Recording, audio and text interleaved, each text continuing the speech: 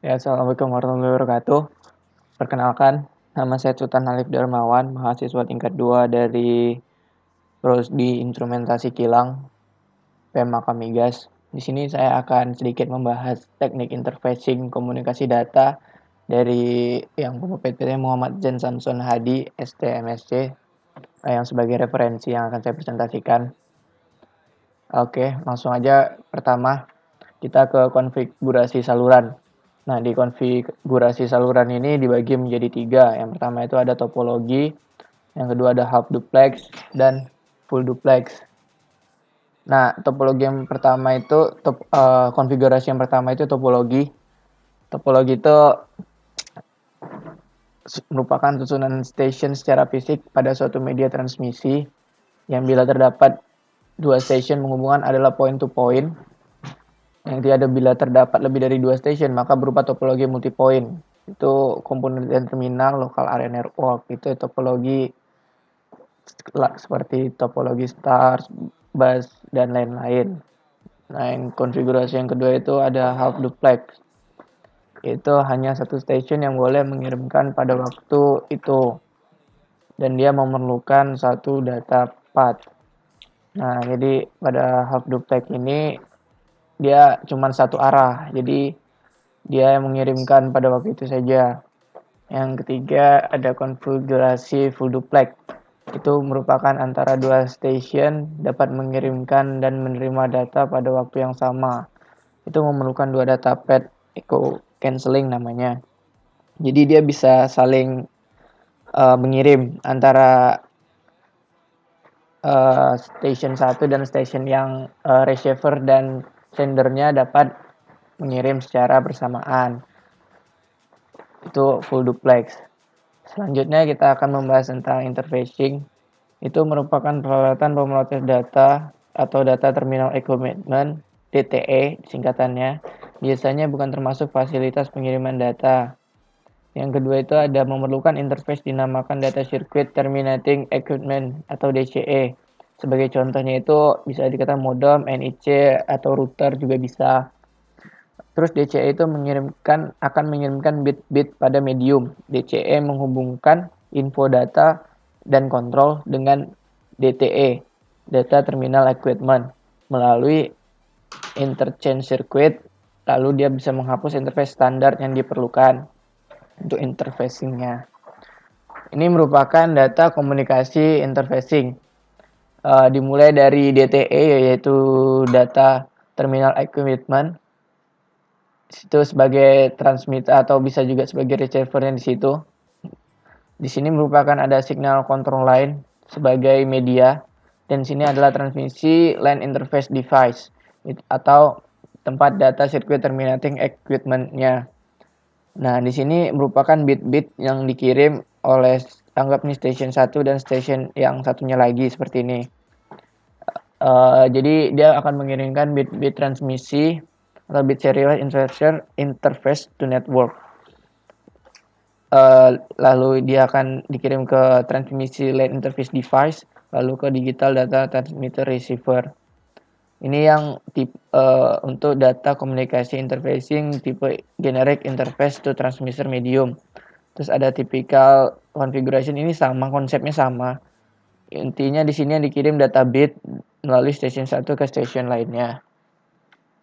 Terus ini ada karakteristik dari interface. Yang pertama itu ada mekanik. Mekanik itu menyangkut hubungan fisik yang terjadi antara data DTE dan DCE. Dia menggunakan connection flux. Jadi dia menggunakan colokan untuk mengkoneksinya. Terus ada elektrik. Itu dia harus dilakukan dengan level tegangan dan waktu perubahan tegangan. Baik pada DTE maupun DCE harus menggunakan kode yang sama. Karakter di sini menentukan rate data dan jarak yang bisa dicapai. Nah, jadi untuk elektrik ini dia bisa menentukan rate data. Nah, ini bedanya dari mekanik, dia bisa menentukan rate data dan jarak yang bisa dicapai itu tertentu. Terus ada secara fungsional dan prosedural. Yang pertama, secara fungsional itu fungsi-fungsi tersebut diklarifikasikan ke dalam beberapa kategori data kontrol, timing, dan grounding. secara prosedural itu dia menentukan urutan kejadian dalam mentransmisikan data. Nah, ini ada ini standar V.24 EIA 232F. Ini merupakan standar interface yang digunakan dispesifikasikan dalam standar itu strip T, yaitu V.24, dan hanya menetapkan aspek-aspek fungsional dan prosedural. Dia akan menunjukkan pada standar-standar lain untuk aspek elektrik dan mekanik. Nah, pada standar ini dia menggunakan EIA 232F USA, standar dari USA. Terus ini ada beberapa standarnya. Yang pertama ada RS232 untuk elektrik dan mekanik ini ya teman-teman. Terus ini ada mechanical ISO 2110. Terus ada elektrika V.28. Ada fungsional V.24 dan prosedural V.24. Nah, selanjutnya ini ada komponen dari komunikasi data yang dari DTE tadi. Ini ada ke DCE, transmission medium. Ini tadi konfigurasinya, dan DCE dan DTE. Jadi itu ada pada sender dan receiver ya, komponen-komponennya ini harus ada pada sender dan receivernya. Yang pertama itu ada mainframe-nya itu utama, lalu ada desktop komputer. Mungkin itu sebagai prosesornya itu di DTE, dan ada peripheral atau untuk cetaknya. Sama seperti sender dan receivernya sama kalau kita lihat. Terus ada komunikasi serial. Nah, ini udah ditunjukkan sama yang membuat. Nah, ini yang pertama ini ada RS-232 instrumen. Yang kedua ini ada RS-232 kabel. Yang ketiga ini ada serial port. Pengiriman data antara komputer dan peralatan peripheral secara instrumen pengambil atau komputer yang lain. Ini cara komunikasi secara serial. Terus ada parameter komunikasi serial. Jadi yang pertama itu ada bit rate dari transmisi, kecepatan data antara instrumen menggunakan komunikasi serial, jumlah dari karakter encoding bit data, pilihan parity bit, jumlah dari stop bit. Nah, ini merupakan karakteristik atau parameter dari komunikasi serial. Terus ini ada tipe karakter frame. Ini grafik bit ya. Dari space mark, start big, turun, naik lagi, on off, stop, naik turun. Ini merupakan gimana bitnya dalam pengiriman. Ini ada ininya, karakter frame huruf M, start bit, dan pilihan parity bit dan stop bit. Nah, ini ada standar RS232 yang udah dijelaskan, dan kita baca saja. Standar komunikasi serial yang banyak digunakan itu untuk elektronik itu adalah RS232. Itu merupakan Electronic Industry Association EIA 19, standar EIA 1962. Untuk IC TTL belum populer sehingga sinyal ini tidak ada hubungannya sama sekali dengan level tegangan IC TTL. Nah, pada IC TTL ini pada zaman itu belum populer, jadi sekarang tidak ada hubungannya sama sekali dengan untuk tegangan IC TTL. Terus standar ini hanya menyangkut komunikasi antar data terminal equipment DTE dengan alat-alat pelengkap data communication equipment. Selanjutnya RS232. Ini kita bahas karakteristik dari isi dari standar RS232 itu. Dia berisi tentang karakteristik sinyal listrik atau tegangan. Yang kedua, karakter interface mekanik atau konektor. Yang ketiga itu interchange circuit, fungsi masing-masing rangkaian. Yang terakhir itu ada hubungan modem dengan terminal. Nah, ini karakter atau isi dari standar RS232. Komunikasi serial antara komputer dan printer, modem, dan peralatan lain. Port serial standar IBM yang kompatibel dengan PC atau adalah RS232. Nah, sekarang kita bahas di standar sinyal RS232.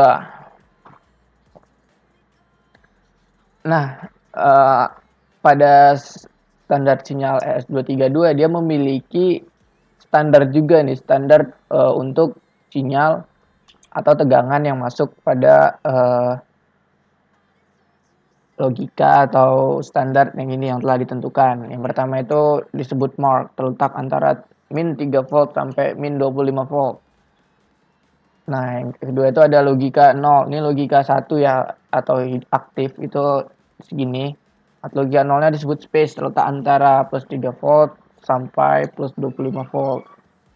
Yang ketiga itu adalah daerah tegangan antara min 3 volt sampai plus 3 volt adalah invalid level, yaitu daerah tegangan yang tidak memiliki level logika pasti sehingga harus dihindari. Demikian juga level tegangan di bawah min 25 atau pada saat logika 1. Dan di atas plus 25 juga dihindari karena merusak line driver pada saluran RS232. Nah, udah ditentuin standarnya nih. Jadi kalau misalnya tegangan yang masukan yang diberikan itu kurang dari standarnya RS232 buat, itu akan menyebabkan kerusakan pada device atau line driver pada saluran RS232. Seperti itu kira-kira. Nih contohnya. Contoh level tegangan RS232 pada pengiriman huruf A dalam format ASCII tanpa bit paritas. Nih. Jadi ini untuk kita, ini tegangan saat kondisi 0. Ini saat kondisi 1. Nah, sudah ditentukan standarnya. Jadi kalau antara min berapa tadi? Min 3 sampai min 25 itu maka akan berlogika 1. Sudah ditentukan di situ. Dari sini, maka di atasnya ini akan berlogika 0. Jadi ini contohnya. Untuk 01000001 itu sama dengan heksa 41. Ini ada contohnya.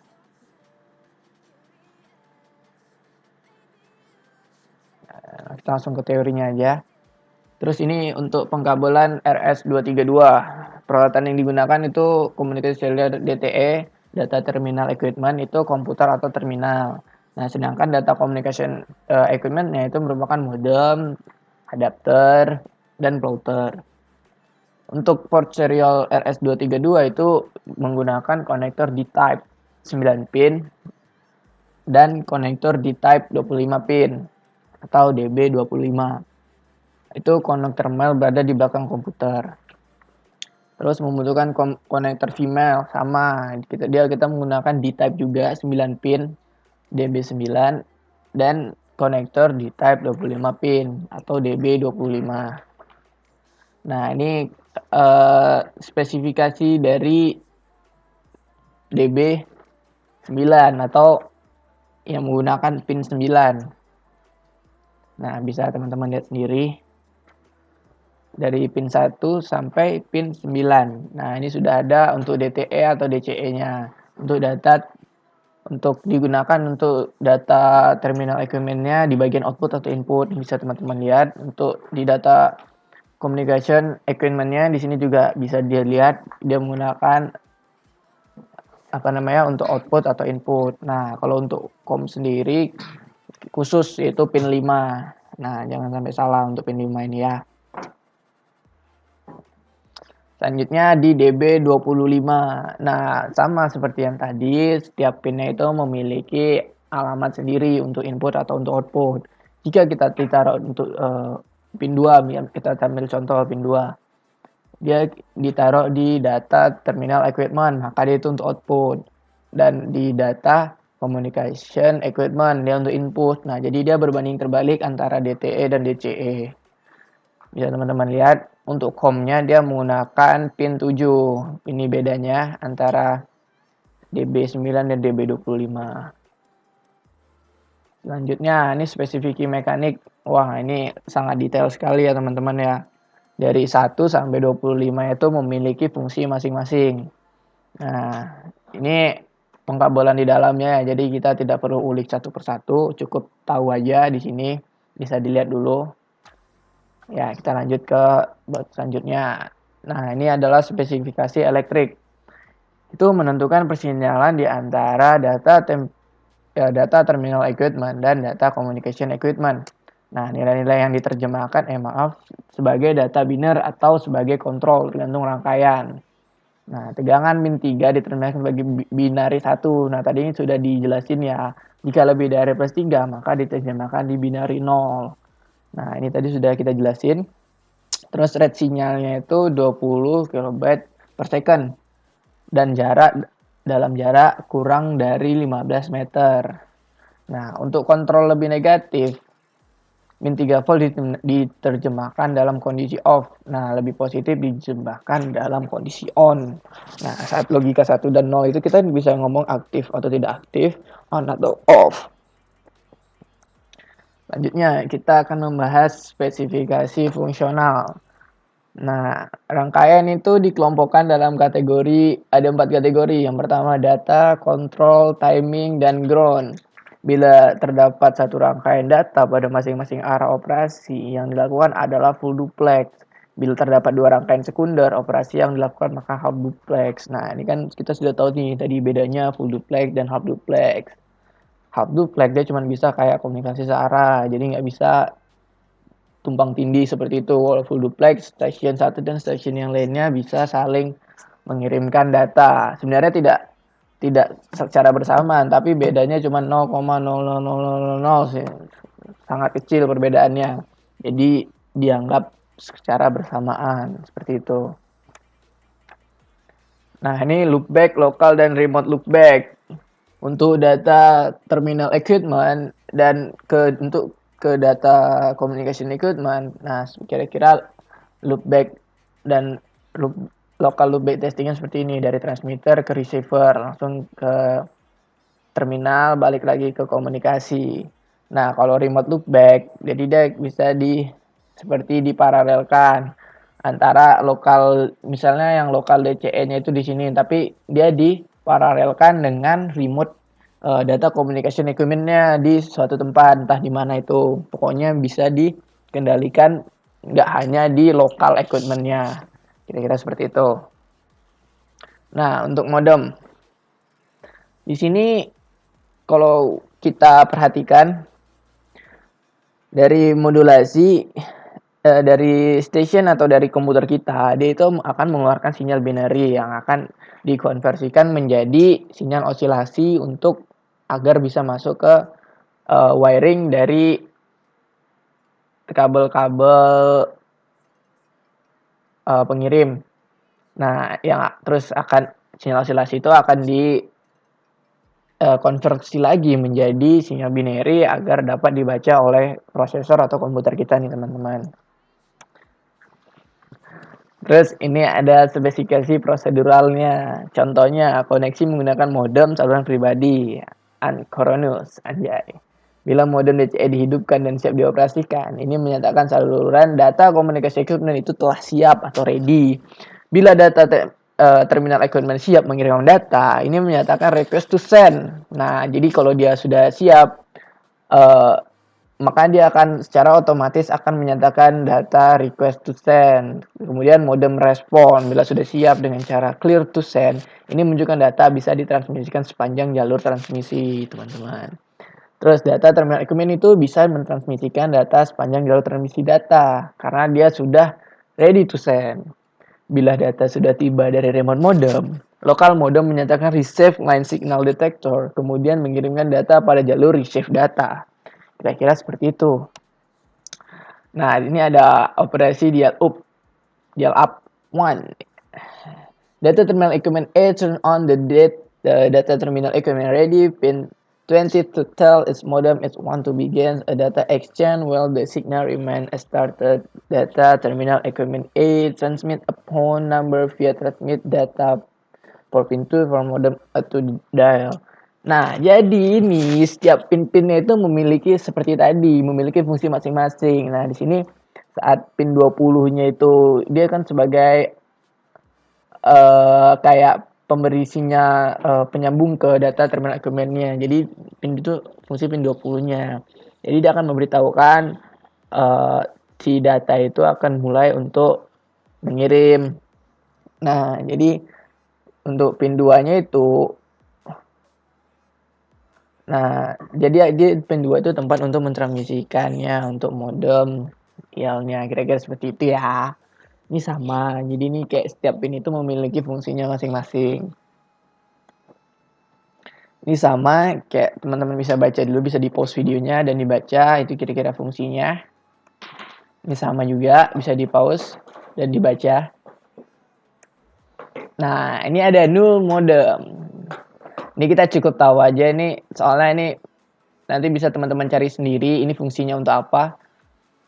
Nah, ini kayak sama, kayak female dan male-nya gitu. Nah, ini ada mungkin bisa dilihat-lihat ya. Terus lanjut ke Integrated Service Digital Network. Nah, ISDN ini sendiri itu merupakan pengganti untuk jaringan telepon umum dan telekomunikasi analog yang ada. Nah, ISDN ini broadband-nya itu memiliki spesifikasi ISDN generasi kedua yang mampu menampilkan red dan digital tingkat tinggi. Wih, anjay, udah keren nih teknologi zaman sekarang. Terus kita lanjut ke prinsip ISDN. Nah, untuk mendukung aplikasi suara dari non-suara dengan menggunakan rangkaian terbatas. Nah, mendukung aplikasi switch dan non-switch ketergantungan pada koneksi 64 kilobit per second. Nah, untuk circuit switchingnya dan pakai switchingnya pada 64 kilobit per second untuk suara digital. Arsitektur protokolnya itu berlapis dan macam-macam konfigurasi fisik untuk implementasi ISDN itu sendiri. Nah, ISDN Conceptual View. Nah, ini kira-kira konsep untuk ISDN sendiri ya. Bisa dilihat. Jadi, dia akan mengirimkan saat ini dari customer interface. Nah, ini untuk dari center office-nya. Nah, ini local loop. Jadi, dia akan tersambung ke kabel LAN dan mengirimkan ke customer atau ke kita nih sinyal-sinyalnya. Agar kita bisa gunakan untuk telepon, printer, fax, komputer, modem, dan lain-lain. Nah, kanal-kanal pada ISDN. Kita lihat kanal-kanalnya. Untuk standar bitrate sendiri ada bit channel. Itu 64 kilobit per second. Dan di channel 16 or 64 kilobit per second. Nah, untuk hash channel 384, 836 H11, 1920 H12 kilobit per second. Nah, B-channel merupakan basic user channel, barrier channel, dan itu fungsinya itu dapat membawa data digital dan PCM encode digital voice. Yang kedua fungsinya itu mendukung koneksi circuit switch, paket switch, dan semi-permanent connection. Yang ketiga untuk kasus koneksi circuit switch digunakan common channel signaling. Seperti itu. Dan yang untuk D-channel sendiri memiliki dua fungsi. Yang pertama, membawa informasi signaling untuk mengendalikan panggilan circuit switch pada kanal B. Yang kedua, bisa digunakan untuk membawa aplikasi data kecepatan rendah, misalnya video text dan telemetry. Sedangkan yang terakhir itu head channel, itu adalah suatu kanal berkecepatan tinggi, dapat digunakan sebagai satu trunk. Dan untuk keperluan fast fax, video, high speed data, dan high quality video. Audio maksudnya. Oh. Nah, kanal-kanal di atas B, D, dan H itu dikelompokkan ke dalam satu struktur transmisi yang ditawarkan sebagai suatu paket kepada user. Nah, jadi satu paket tuh kita udah ditawarkan B, D, H sesuai keperluan yang akan kita lakukan gitu. Terus ada struktur transmisi basic access disebut rate access bra. Bukan bra yang itu ya, ini basic rate access. Nah, disebut juga basic rate interface BRI. Bukan ATM, Basic Rate Interface. Untuk keperluan individual user, perumahan dan kantor kecil nih biasanya komposisinya itu 2B plus D 16 kilobit per second. Sinkronisasi dan framingnya sama dengan 192 kilobit per second nih. Kalau tanpa sinkronisasi dan frame itu bisa sampai sama dengan 144 kilobit per second. Dapat digelar pada jaringan kabel tembaga yang sudah ada.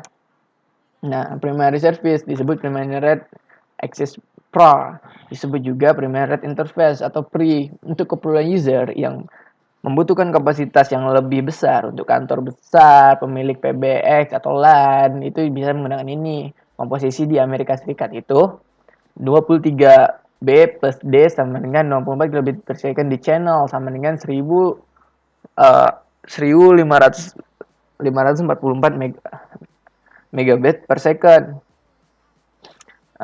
Di Europe sendiri dia itu 30B plus D dan memiliki kecepatan 2048 megabit per second.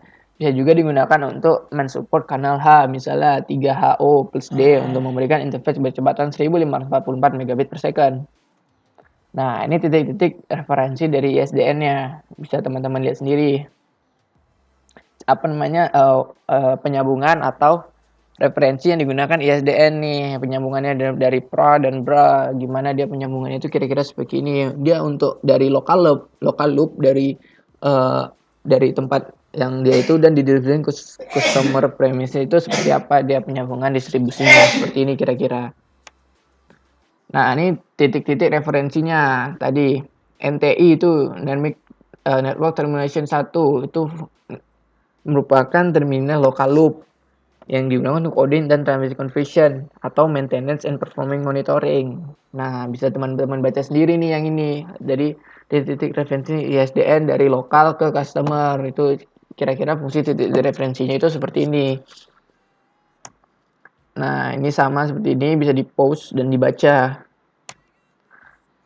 Nah, ini ada ISDN Physical Interface Diagram dari terminal equipment ke network equipment. Nih, sini pasti ada transmit dan receiver dan sini bisa teman-teman lihat sendiri. Nah, ini ada spesifikasi elektron ISDN-nya. Format data encoding bergantung pada data rate. Yang kedua, untuk data rate sebesar 192 kb per second menggunakan pengkodian standar pseudo-ternary. Untuk primary rate menggunakan dua pilihan yaitu 1540 Mbps per second menggunakan alternatif mark inversion AMI dengan B8 ZS dan 2048 Mbps menggunakan AMI dengan HD B3. Nah, ini ada tugas prinsip-prinsipnya nanti kita buat sendiri. Ya, kira-kira sekian dari saya. Sekian sharing-sharing sedikit dari saya. Sekian. Wassalamualaikum warahmatullahi wabarakatuh.